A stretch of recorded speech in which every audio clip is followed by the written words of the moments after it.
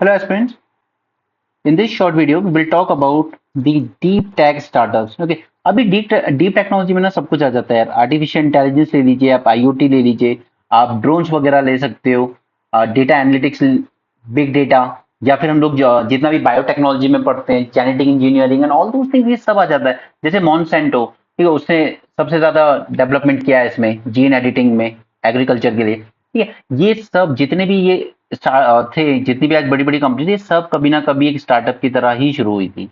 आपकी फेसबुक हो, व्हाट्सएप हो, ये सब एक स्टार्टअप की तरह ही शुरू हुए थे। गूगल, माइक्रोसॉफ्ट, बट आज वो कहाँ पहुंच गए। एप्पल एक स्टार्टअप की तरह शुरू हुआ था, लाइक एक ही फाउंडर ने उसको शुरू किया था, बट उसके बाद आज वो कहाँ निकल गए। ठीक ठीक है, इंडिया की जब हम बात करते हैं तो हमारे यहाँ ज्यादा स्टार्टअप डीप टेक में नहीं आते।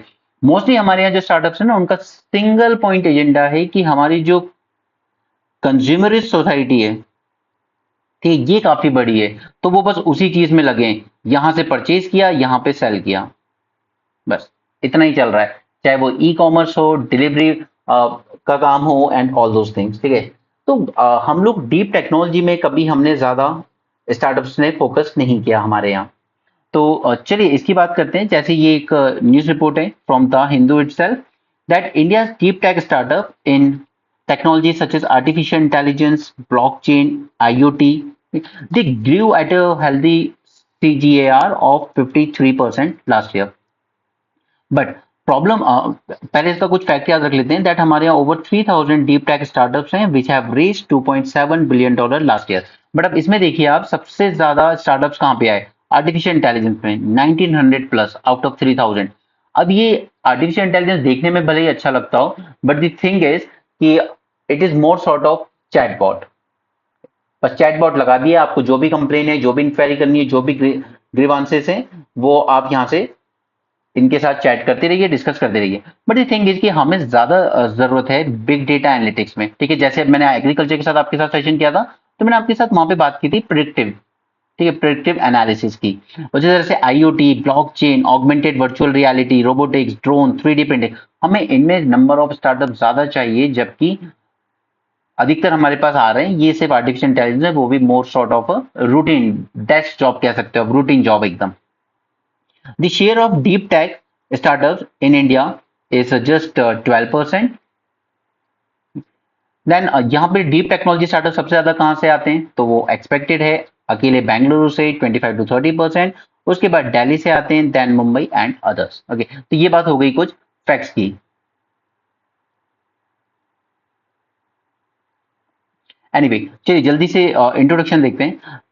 फर्स्ट थिंग इज कि ये जो फ्रेज है deep tech startup, it does not have any precise definition. हालांकि there is a broad consensus कि what constitute the deep tech. अब यहाँ पर वो सारी चीजें आ सकती हैं, जैसे रिसर्च बेस्ड हो गए, ठीक है, हम जेनेटिक इंजीनियरिंग वगैरह यूज कर रहे हैं अच्छे सीड्स वगैरह बनाने के लिए, या कोई डिसरप्टिव इनोवेशन जो स्टेम यानी कि हमारे साइंस, टेक्नोलॉजी, इंजीनियरिंग, मैथमेटिक्स, इसमें कुछ ना कुछ डिसरप्शन क्रिएट करता है, जैसे क्वांटम कंप्यूटर्स। ठीक है, सिमिलरली रिसर्च इंस्टीट्यूशन, या फिर कुछ ऐसा जो सॉल्व कर रहा है कुछ हार्ड प्रॉब्लम्स को या फिर चैलेंजेस को।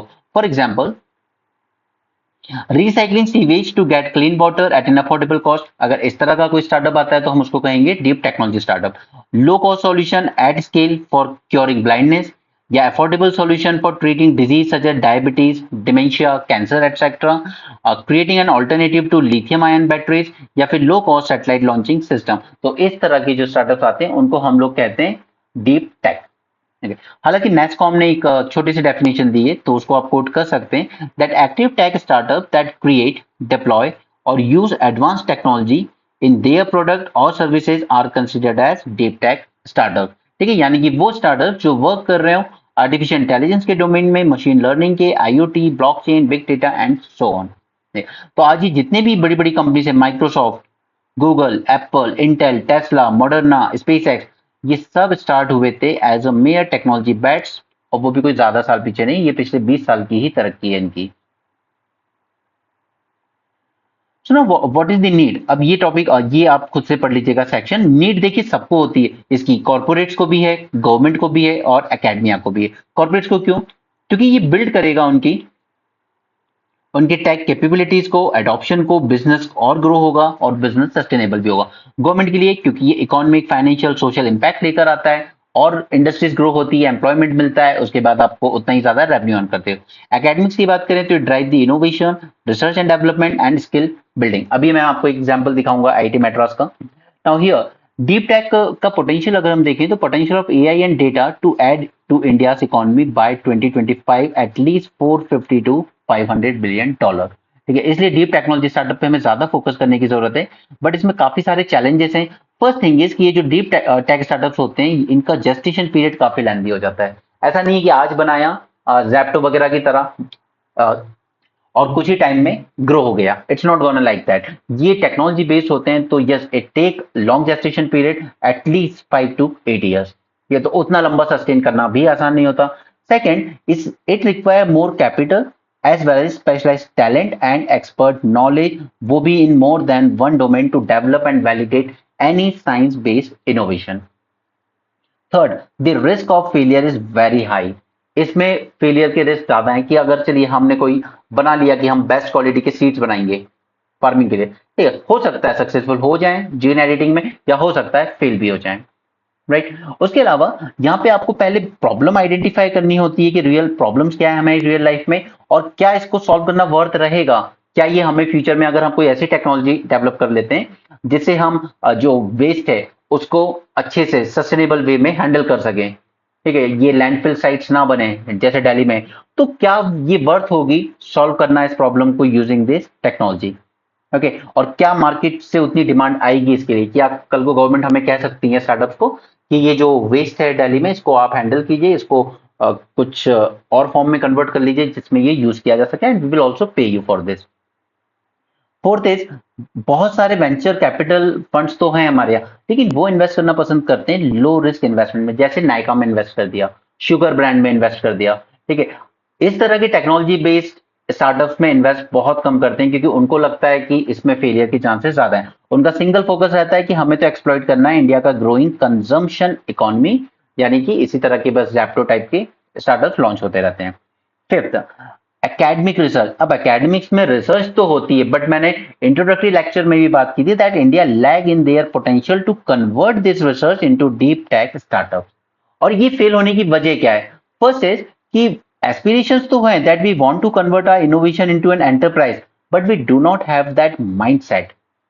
वो एंटरप्रेन्योर माइंडसेट हमारे दिमाग में उतना ज्यादा नहीं रहता, फिर वो फंडिंग के issue, risk and all those things वो अलग चीज है, ठीक है, वो सब इंट्रोडक्टरी लेक्चर में हमने बात कर ली थी मेंस 450 में। बच्चे बना तो लेते हैं एकेडमिक्स में या साइंटिस्ट वगैरह बना लेते हैं, but there is lack of knowledge on how to organise this and how to collaborate with others to get कि हमें किस तरीके से मार्केट में इसको लॉन्च करना है। दूसरा, बजट बहुत लिमिटेड होता है। इंक्यूबेटर्स जो है वो भी चैलेंज फेस करते हैं इन स्टार्टअप्स को नर्चर करने में, क्योंकि उतनी जल्दी रेवेन्यू आएगा नहीं तो इन्वेस्टमेंट भी उतना ज्यादा आता नहीं है यहाँ पे।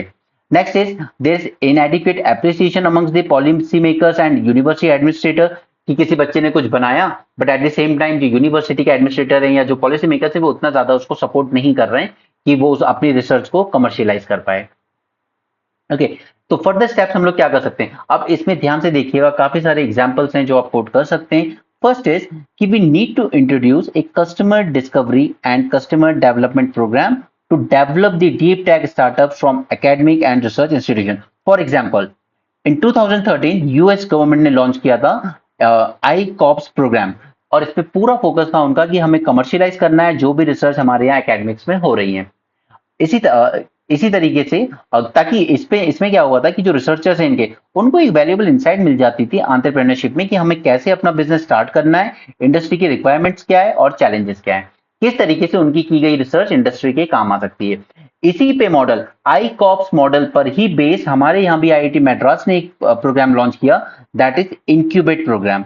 ये इसी से इंस्पायर था, ठीक है। उसमें हम लोग भी यही कर रहे हैं, आईआईटी मैड्रास भी यही कर रहा है कि कैसे हमारे जो रिसर्चर्स हैं उनकी रिसर्च को कमर्शियलाइज करा जाए, उसे मार्केट से लिंक किया जाए इंडस्ट्रीज से, ठीक है। तो ये मॉडल भी काफी सक्सेसफुल रहा है आईआईटी मैड्रास का, तो इसे आप अपने वे फॉरवर्ड में लिख सकते हैं। दूसरा, मैंने आपको एग्जांपल भी दिया था कि दिल्ली गवर्नमेंट जो है वो स्कूल स्टूडेंट्स के लिए चलाती है बिजनेस ब्लास्टर प्रोग्राम।